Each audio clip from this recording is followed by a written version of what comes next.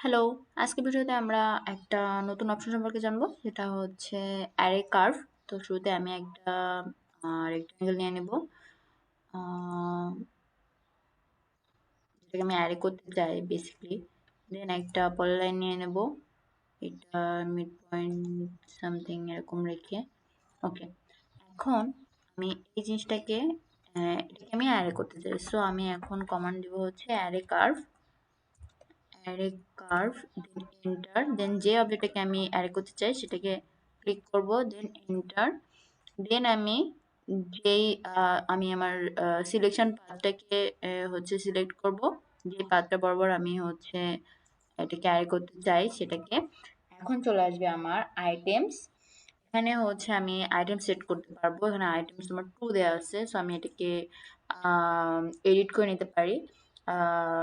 এটা হচ্ছে আমি সাপোজ 4, দেন এন্টার। দেন আমি এখান থেকে ডিস্টেন্স সিলেক্ট করে নিতে পারি।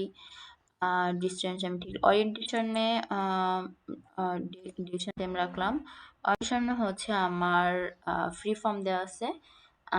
এখানে মেইনলি আমরা রোটেশন, নো রোটেশনে রাখা আছে। নো রোটেশন এখানে দেওয়া আছে যে আইটেমস, যেটা যেটা হচ্ছে আমি রোটেট করতে চাই না, বা হচ্ছে কোন ধরনের arrayed motion and remain in this type of set position.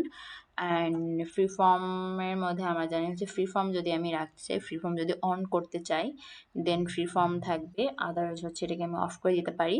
So free ফর্মের হচ্ছে ইউজফুলনেস হচ্ছে এই আইটেমটা হচ্ছে রোটেট হবে 3টা ডিমেনশনে, যেভাবে হচ্ছে ওরা অ্যারেড হবে আর কি। আর হচ্ছে রোড লাইক হচ্ছে অফ রাখতে চাই, বা রোড লাইকের ইউজ হচ্ছে এই আইটেমটা মেইনলি হচ্ছে অ্যারেড হবে। এটা হচ্ছে কনসিস্টেন্ট আপওয়ার্ডস থাকবে, আর ডিরেকশন হচ্ছে কনস্ট্রাকশন প্ল্যানের সাথে রিলেশন থাকবে ডিরেকশনের। সো কনস্ট্রাকশন প্ল্যানের সাথে যখন রিলেশন থাকবে তখন হচ্ছে আমরা রোড লাইক এটা এই অপশনটা মেইনলি করি। সো এই টুলটা আমরা মেইনলি এখানে হচ্ছে একটা এই মেনুটা হচ্ছে আমরা মেইনলি একটা পপ আপ মেনু পাই, যেখান থেকে আমরা এটাকে এডিট করতে পারি। সো আমরা আমাদের এডিটেবল ডিস্টেন্স অনুযায়ী হচ্ছে এটা এই এটাকে অ্যাড করে ফেলছি। সো এখন এটা দিব, অ্যান্ড এটা ডান। এটা বেসিকলি এরকমই আসবে আর কি। শেষ।